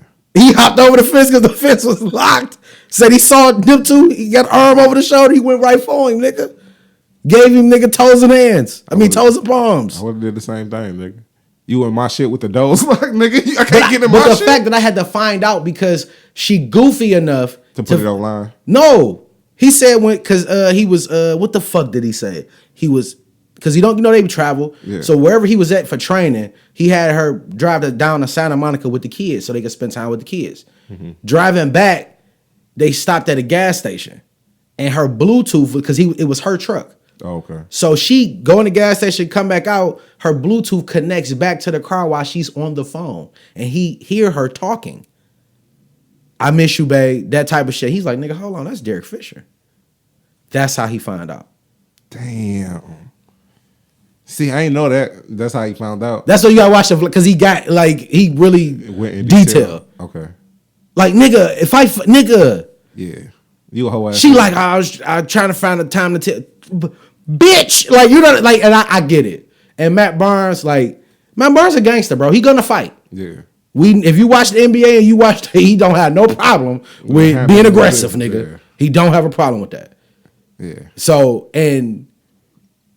He said he cussed her out, and she was like, I'm trying to find a time. Bitch, you should have told me the moment you thought about dating a nigga. Yeah. Period. Yeah. At least give me that much respect. Especially when it's a nigga I know that I'm in the league with, and I'm going to cross paths with this nigga. Not only is that, at that time, Derek Fisher was the president of the Players Association. So, nigga, this nigga is negotiating my contract, like the structure of all our contracts and shit, bro. Like, I have to approach that in a different way because they can blow back on me in ways that, if I like, probably when he beat his ass, he probably had to be iced out. That's probably why he left the league. Now, let me ask you this: do you feel like in that regard, you know what I mean? Because all these instances are pretty much the same. Yeah. Whose job is it to tell you that it's going on? Is it the girl, your ex, or your homie? Your homie. Because 9 times out of 10, that homie was around before that girl was. So that relationship with you go deeper. They have to have a conversation with you. And then I think it's most of the time, it's the man in the situation, because 2 men have to have that talk. Yeah. Because that's where the conflict is going to come from. Yeah. You and your woman going to always have, or you and your ex going to always have some conflict. Because y'all always got kids. Yeah, because y'all got kids. So that conflict between you and him can get volatile real quick. It's either it's gonna be toes and palms. It's not even no middle ground, nigga. It's gonna be either we fuck with each other or we don't. Yeah. You get what I'm saying? It ain't no, we just deal with each other. No, nigga. If I don't want you around, you ain't gonna be around, or they gonna put me to the point where I can't be around. Toes and palms. You know what I'm saying? So, I gotta give you toes and palms though. Is they still together, Derek Fisher and I think they is. Oh, okay. Like, so it ain't no fluke shit. Like, he wanted her. Yeah. And Derek Fisher looked like a sap ass nigga. Baby, I love you, beating me. Let me rub your toes. But I'm saying, like, after you get that out the way, it shows character of Matt Barnes that he can still allow this nigga to be around after he. I mean, he don't really have a choice. Yeah. You know what I mean? Like, or he could just beat his ass any chance he get. Yeah, but you ain't gonna keep getting. Well, now he ain't in the league. Now he probably could just tear his ass up. That's what I'm saying. But at risk going to jail, losing the money that you do have. You feel what I'm saying? Like, it ain't worth it. You know what I mean? Just don't disrespect my kids. You feel me? And don't put your hands on my ex-wife. Because I'm going to beat your ass, nigga. Again. I'm glad you brought that up. I don't feel that way. So if you ain't about to do it in front of my kids. If you do it in front of my kids, I'm going to whoop your ass just because. So you don't care if she getting her ass whooped? Nope. Not at all. That's the nigga you chose, bitch. You need to choose more wisely. But he left her. He filed for divorce. But it don't matter.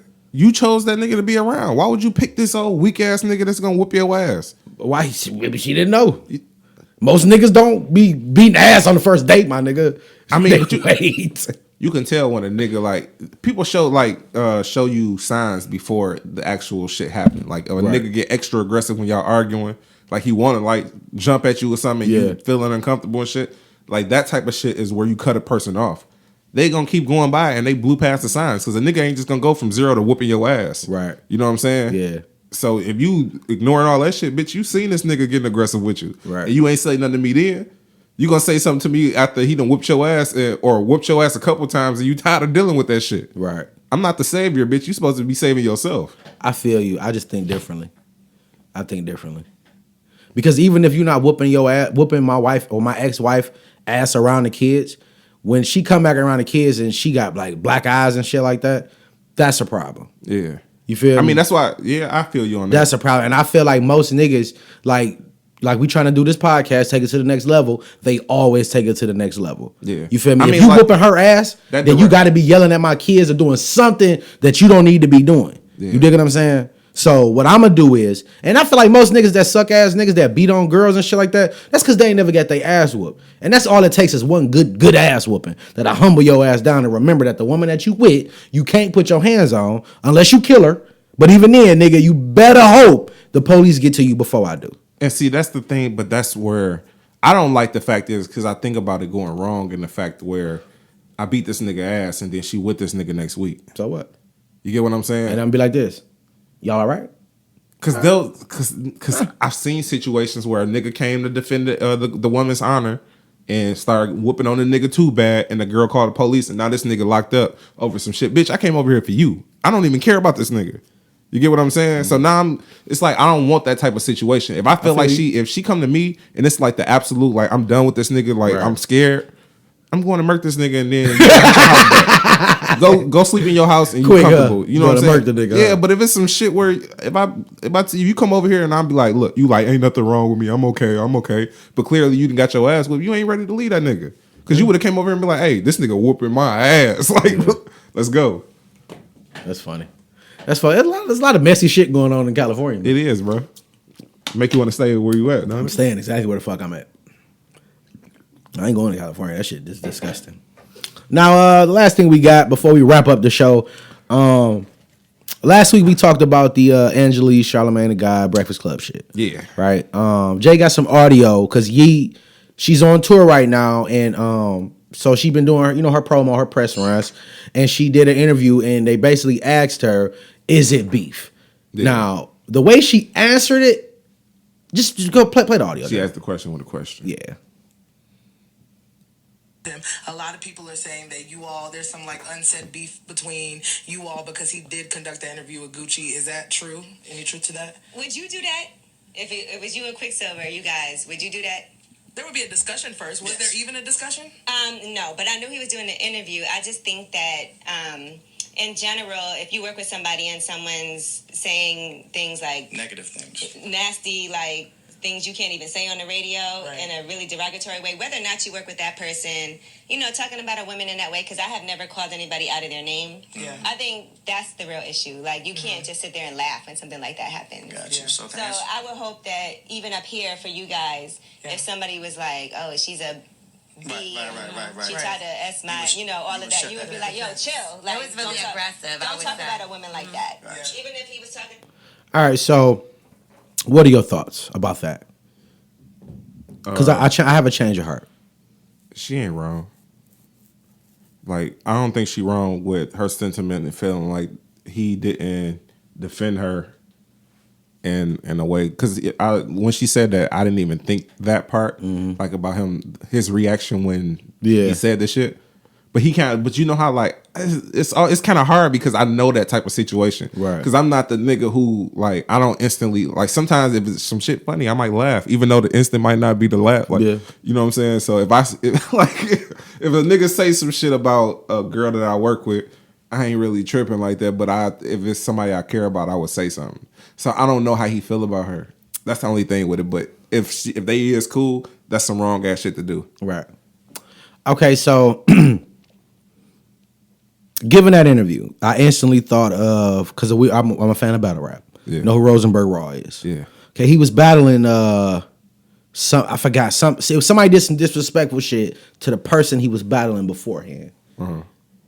And then in that instance, dog was like, "Don't do that, don't do that." So Rosenberg's bar was, "Don't do that, don't do that." Nigga, he already did the shit, right? Yeah. So you take that little instance, is what you gonna do about it, right? So when Gucci called Envy a bitch, he already called her a bitch. You feel me? Like, it's nothing he really can do. Yeah.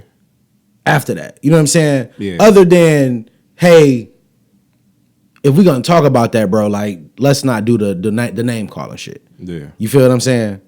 Let's not do that. That's poor taste. Yeah, but I understand how you feel. Yeah. But it's in poor taste. It looked bad because he laughed. Definitely look bad, but the nigga already did the shit. What the fuck am I supposed to do? Yeah, especially with the way he talks. On top of the fact that, like, if that was the last 5 minutes of the interview, you could have clipped that part out. Yeah. You didn't even have to show the world that shit, but you did. It would have ended weird though. But what the fuck, nigga? Throw some Gucci Mane video after it, nigga. Yeah. Or go back and say, or just go in that same situation, camera on you. Hey, all right, that's the end of the interview, y'all. But let's get into a Gucci Mane. Let's play the new record, some shit like that. You know what I mean? Well, not even. Yeah, I just. You could. We creators of this shit, bro. We can make anything look like anything. But the fact that you put that out there like that, nigga, he already did the shit. Like, what the fuck am I supposed to do? Yeah. On top of Gucci is a killer. Charlamagne ain't really no thugged out nigga like that. Yeah, for real. Gucci right there, bro. If you sign with them, nigga, at that point, he like, nigga. You the op, too. You the op, nigga, so what's up? Yeah. Then that interview would have been different. You the spokesperson for them niggas? Right. You know what I'm saying? That's some scary shit. Yeah. But so let's go back to the because last week I said I don't get a Breakfast Club that much longer because I know Charlamagne got aspirations of doing other things. But I take that back. Just listening to them this whole week after that shit, they still conduct themselves professionally. Mm-hmm. All of them are professionals. They probably making $1 million a year. Yeah. Being on radio. Ain't nobody trying to fuck that up. Period. They still have interactions with each other on the show and everything? Everything. ain't nothing gonna change, bro. Ain't nothing gonna switch. I seen them niggas laughing to make it. That shit, yeah. It's nothing gonna change, nothing gonna switch. Charlamagne. I haven't seen like the first interview with just Yee and Charlamagne was kind of weird. Was Trevor Noah? Yeah, Trevor Noah. It was Trevor Noah. But I didn't look at it kind of weird because Trevor Noah is a person who just kind of talked. Yeah. So I was really more focused on what he was saying. Yeah. I wasn't trying to peep their energy and no shit like that. I was trying to because that was the first interview that I seen them. I mean, I go back and listen to it just to see if I can see something, but I'm so focused on what Trevor was saying. You know what I'm saying? They wasn't really piggybacking off each other. It was like your turn, my turn, your turn, my turn. Yeah. Which how it should be any fucking way because all they do is cut each other off. Yeah. You know what I mean? But I never seen no energy change between Envy and Charlamagne. So I don't think it's no smoke between them. It probably won't be one. And I think Envy the nigga like he know how Charlamagne is. He know how Charlamagne is. But even in that regard, like he like I stand on my own. Everybody don't have that same value that you have. Yeah. You know what I'm saying? Yeah. Do I think they friends? Fuck no. And I'm speaking in Angela Yee and Charlamagne. Yeah.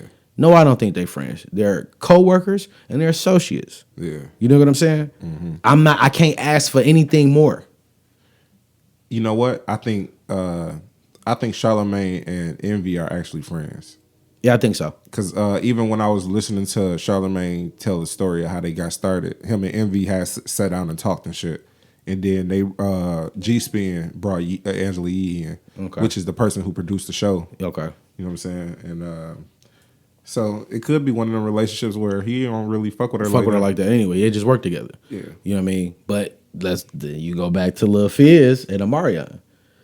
At some point, like you feel like you have a rapport, but if Fizz say, nigga, we don't fuck with each other like that, it's not uncommon to be associates and coworkers in this business. Yeah. You feel me? It's a professionalism there, especially when I'm getting $1 million a year. Yeah. To wake up in the morning and talk some shit for 3 hours. Yeah. You know what I mean? Yeah. So, and the only difference is with them is it's like with the Breakfast Club, they only dealing with each other in those couple hours that they dealing with each other, and then they go on by their day and do the rest of their shit.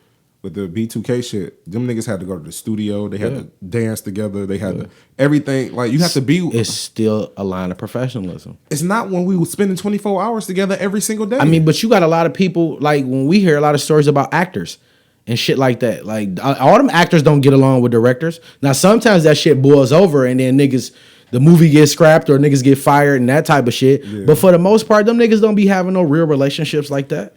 Yeah. Them niggas be co-workers. And realistically, I feel like them niggas will spend just as much time together as they would. No, they wouldn't. You know they only gonna do a movie for 3 months. But they doing a movie for 3 months, but they on set for 20 hours a day. They on set for 3 hours a day. No, who? The Breakfast Club. Yeah, but I'm talking about B2K.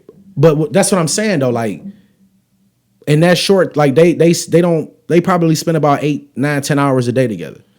But it's still a professionalism. What I'm saying is, if actors can deal with that shit, you feel me, and spend 20 hours on set with a motherfucker that you don't like to get a scene, yeah.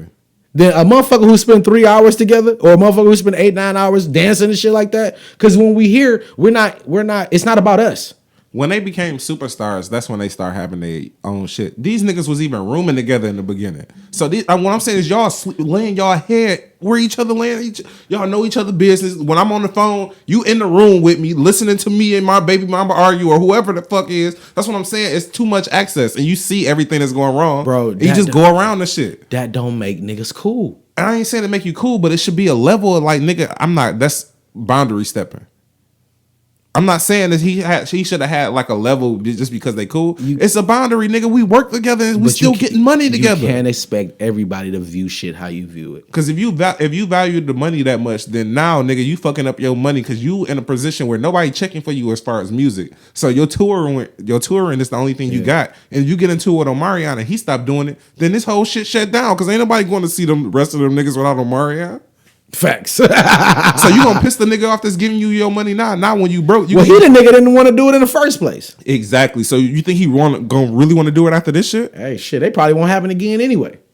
Nah, they was about to go back on. They was already on tour when this shit on the Love and Hip Hop shit. He was coming on tour when that shit started back.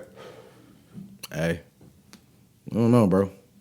Hollywood. He fucking his money up for some pussy. Hollywood. I hope that pussy is good enough to take care of that nigga for the next couple of years. Mm-hmm. Y'all here dubbing credit cards and shit, scamming. April fine though. She ain't that fine. Not to be fucking up the money for. Oh no, hell no, ain't nothing that fine. That's what I'm saying. I mean, but shit, nigga. Then, like I said, then again too, bro. Like just playing devil's advocate. This shit is all could be scripted and a lie. Like they could have been dealing with each other. Or Omarion could have been knew about the shit. Could have been knew about the shit, but they planned it up. That's why I said for what? They need a storyline for the hip hop shit. Cause Fizz getting his money, she need hers. They not gonna have you on there just to be on there, bitch. You got to be doing something. Something got to be going on. He probably low key, like I said, Omarion probably happy about this shit. He like, oh yeah, this bitch about to be fucking with this nigga. I'm about to get her off my alimony and all this shit. Man, niggas just gonna be child support. Yeah, man. So it's a hell of an episode though. There's a lot of relationship shit, man. Yeah, there's a lot of shit going on. It definitely is. I think the moral of this episode is stay away from Hollywood. Yeah. Or be single. Or just be single. Or get these palms and toes, Or nigga. get these toes and palms, nigga. That's what you go get. That shit is hilarious, dog. This nigga Jay came out with a new one, bro. Put that on a t-shirt, nigga. Toes and palms. Toes and palms, nigga. I wonder what niggas really get it off the bell, though. I don't know. We have to, but like, we have to play it up. Toes and palms. Toes and palms. Toes and motherfucking palms. But this has been another episode of Wordplay the Podcast with your host, Drake Parker. Yeah, that was Big J. And we are done. Yes, sir. Episode 85. We out. What you mean? This wordplay. This ain't to make friends.